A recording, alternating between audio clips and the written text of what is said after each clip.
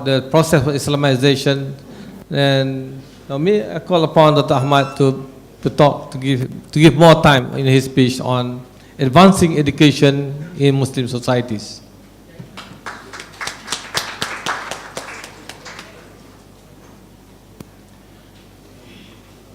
بسم الله الرحمن الرحيم والصلاة والسلام على أشرف الأنبياء والمرسلين سيدنا محمد وعلى آله وصحبه أجمعين. السلام عليكم ورحمة الله وبركاته. I have to excuse me a little bit because I have to read from my paper. Otherwise, if I didn't prepare it in writing and I have a presentation on slides, I was afraid that you and I are going to be here for a long time. So I'll be reading a little bit, but I think we have some time in the end for question and answers. So that will be your opportunity to participate in this. Dr. Hisham had great introduction historically on the different events that led to where we are right now, particularly as it relates to aims, advancing education in Muslim societies. So the initial conception of the Islamization of knowledge was, as Dr. Hisham rightly so referred to, in the work plan back in 1981. The conception of integration of knowledge, Islamization of knowledge at that time, was that the modern education system transferred wholesale from the West with all its assumptions and conceptions, contrary to the value system of Muslims. Therefore, Muslims need to produce knowledge and recreate disciplines from Islamic perspective. And that was the underlying idea. The axiological assumption in this notion of Islamization was that Islamic knowledge existed in historic context, and we need to recreate it in a modern context.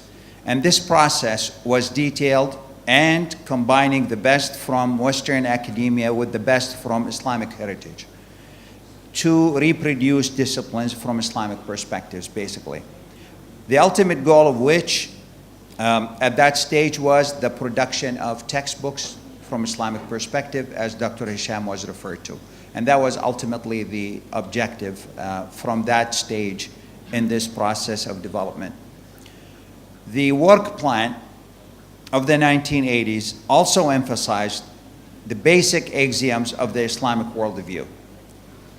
And these axioms were explained as unity of Allah, unity of the creation, unity of life, and the unity of knowledge. And it also depicted human as vicegerent of Allah subhanahu wa ta'ala, as trustees on his creation. And according to Dr. Sardar, in his Rethinking Reform in Higher Education article, these axioms offer an excellent framework for the pursuit of knowledge and for reform of education, as was referred earlier by the speech of Datu Sari Anwar and also Professor Camilla. The work plan suggested that we start by mastering contemporary social sciences and the legacy of Muslims and infuse the two. And the work plan states that Muslims must integrate Western and modern disciplines into the corpus of Islamic legacy by adapting its components to the values and worldview of Islam. This plan faced challenges, as knowledge cannot be separated from its worldview and basic assumptions. So came the first revision of this manifesto in the 1990s with the Islamization of knowledge between yesterday and today by Dr. Taha Jabir Alwani to recast the issue in terms of Islamic epistemology. So knowledge as it stands has certain perspective and certain assumptions. So when we say Western knowledge and the best of Western knowledge and the best of Islamic knowledge, they both come from a different paradigm of knowledge. So accordingly, when we infuse the two, that becomes more problematic to us in the integration of knowledge, from the integration of knowledge perspective. So Sheikh Taha, in his initial review, in his criticism of the initial conceptualization of the Islamization of knowledge, took that view. And accordingly, he recasted the Islamization of knowledge issue in terms of epistemology. So he proposed that the Quran is, and he started focusing more on the epistemology issue and the relationship between the Quran and the Sunnah as the sources of knowledge for the Islamic perspective. So he proposed that the Quran is the constitutive source of Islamic thought and knowledge, and the Sunnah being the manifestation of the Quranic worldview and principles within a specific state and time. So in other words, he referred to the issue of Islamization or integration of knowledge as being an epistemological, and so the Quranic worldview as being the constitutive source of knowledge, being the dominant source, as being the dominant source,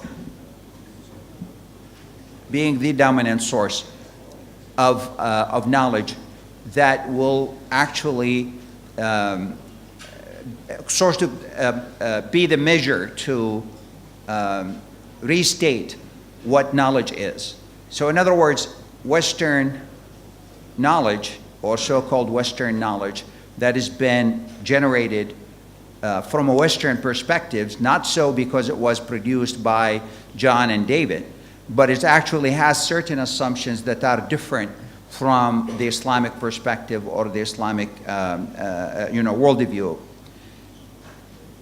Accordingly, IIIT adopted the 6-module plan, which included the Islamic worldview, dealing with the Quran, dealing with the Sunnah, dealing with Western thought, and dealing with Islamic legacy.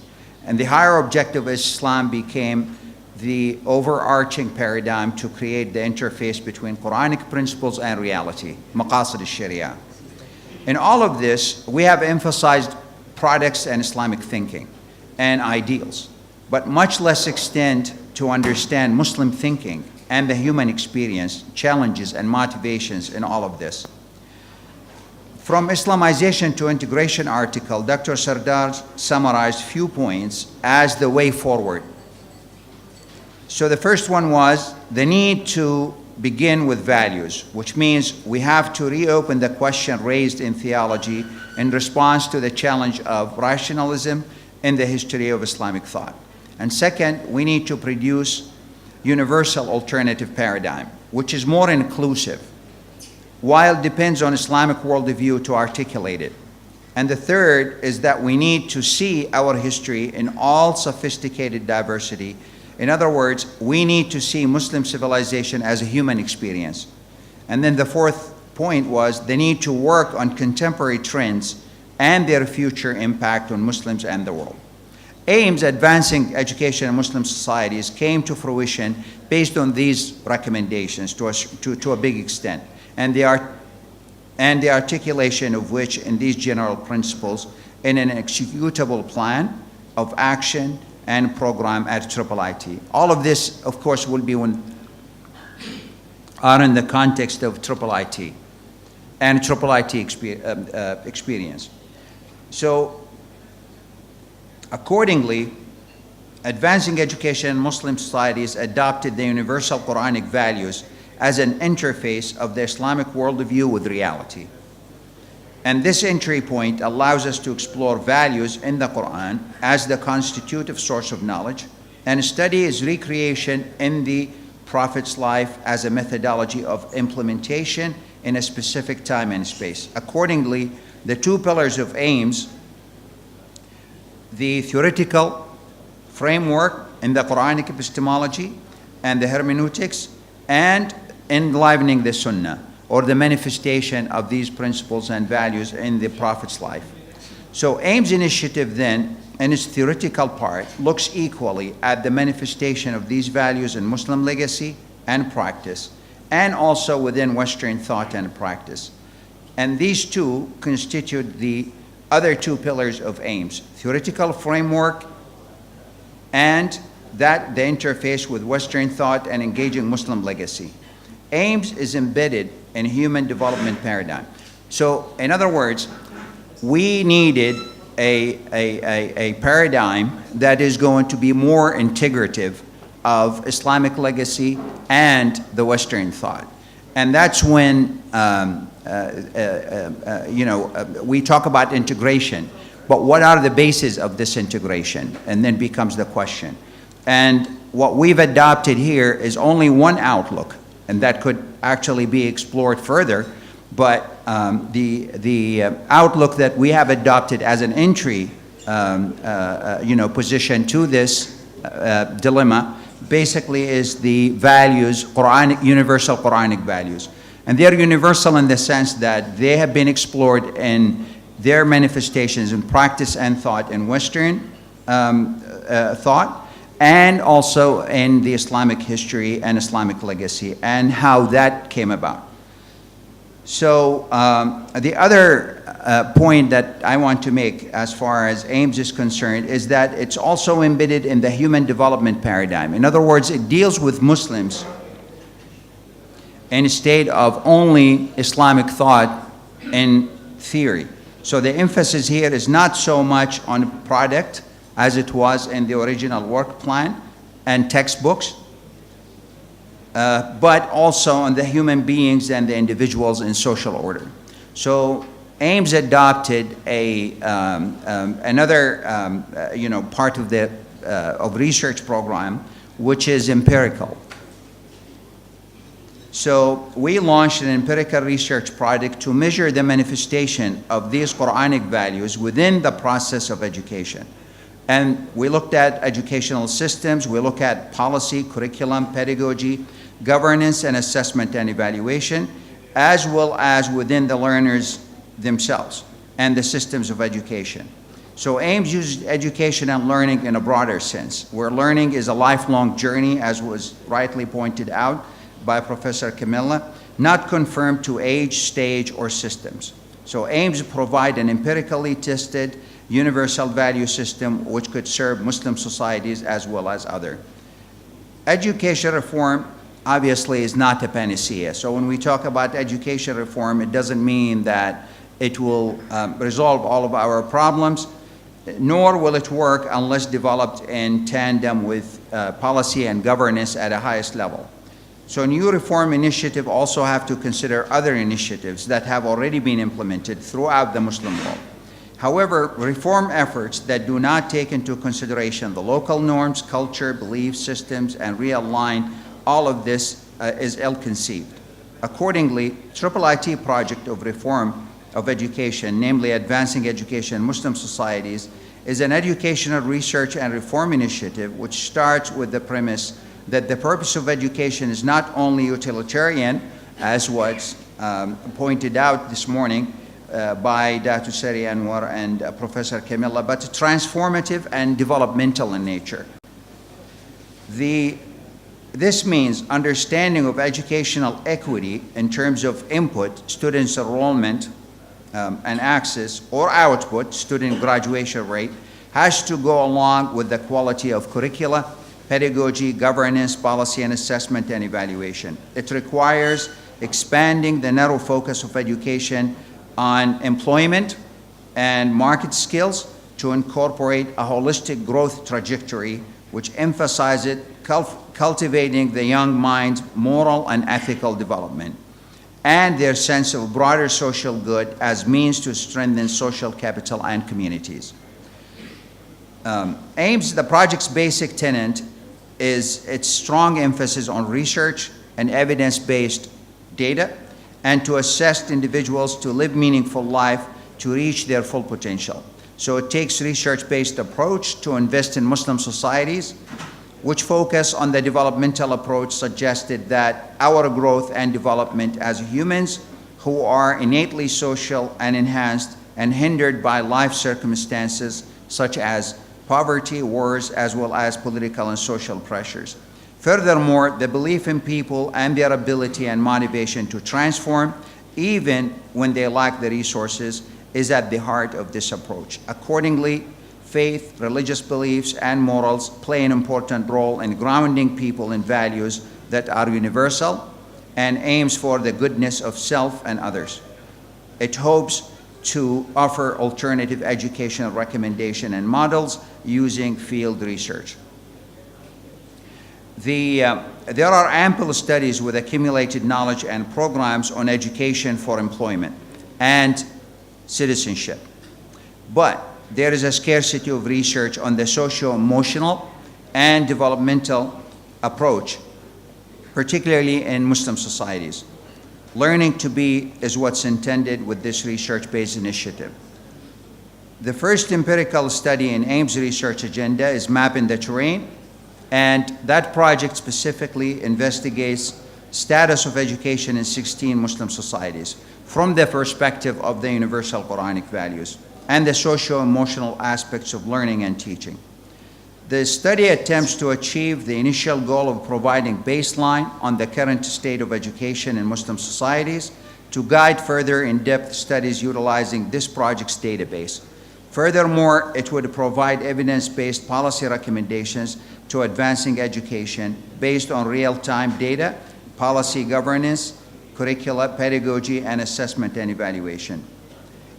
The research suggests that high correlation between skills such as critical thinking, socio-emotional literacy, and academic achievement. So AIMS begin with evidence-based generation of knowledge on 4 major constructs that were selected in wave 1 of this empirical research project.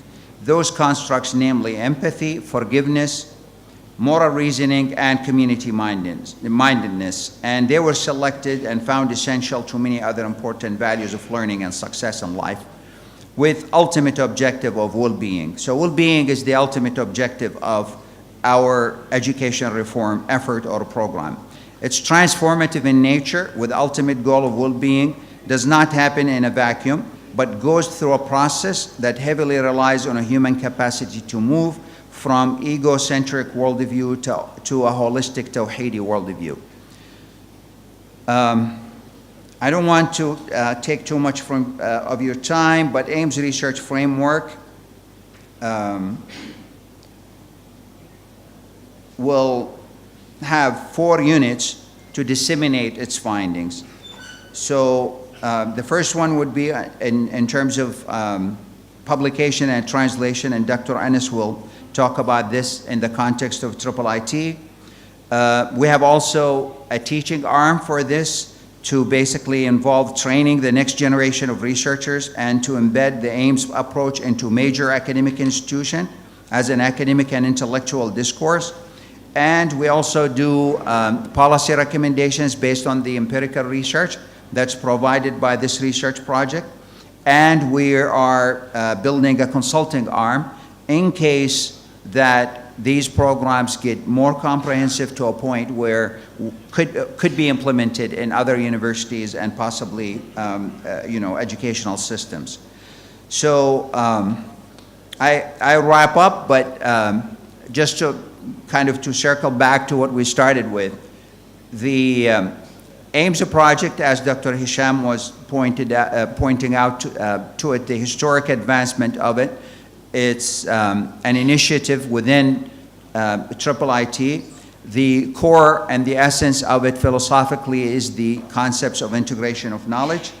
The integration of knowledge defined, as I pointed out, in terms of its development, to be more of an epistemological issue that deals with the sources of knowledge in Islam, and to basically use that dominating epistemological approach to explore other perspectives of knowledge from Western perspective or Islamic legacy. And the interface among all of this is through what we call the universal Quranic values. We translate that into empirical research, and the empirical research would yield data that will be used for further research. And I will stop here and leave the podium to Dr. Anas Sheikh Ali to explore more the publication program at IIIT. Thank you.